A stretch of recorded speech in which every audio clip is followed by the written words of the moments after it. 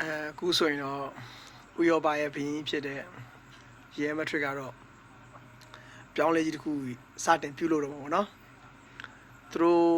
အသင်းကို2နှစ်ဆက်ချန်ပီယံလိဖလားယူခဲ့ပြီးတဲ့နီးပြကြီးကာလော့အက်ဆယ်လတီကိုထုတ်ပြီးတော့သူတို့ရဲ့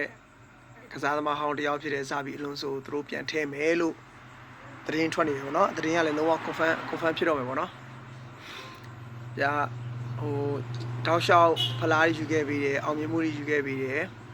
ဒီတစ်နှစ်လေးပဲဖလားလက်မဲ့ဖြစ်သွားတယ်ဒါပေမဲ့ဖလားလက်မဲ့ဖြစ်တဲ့အသင်းကရီယယ်မက်ဒရစ်ဖြစ်နေတဲ့အခါမှာအမားမခံဘူးဗျာဖြစ်လား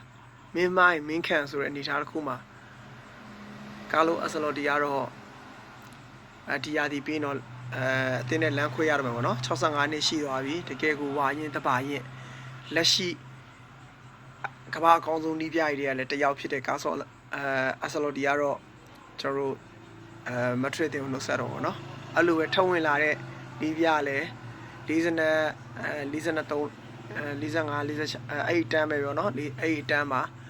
တန်းကဘယ်လိုပြောမလဲဖလားအကုန်လုံးနီးပါရဘူးတဲ့ပလီယာတယောက်ပေါ့နော်ဇာဘီအလွန်ဆိုရီယယ်မက်ဒရစ်တင်ရဲ့ကွင်းလဲကစားသမားဟောင်းဖြစ်တဲ့ဇာဘီအလွန်ဆိုဟာ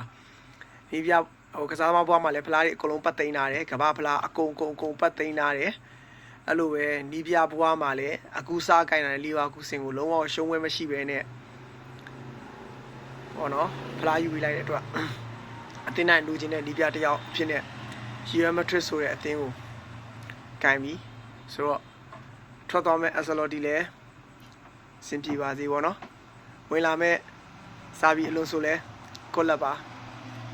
အမားမခံဘူးဗျာသိရလားအမားမခံဘူး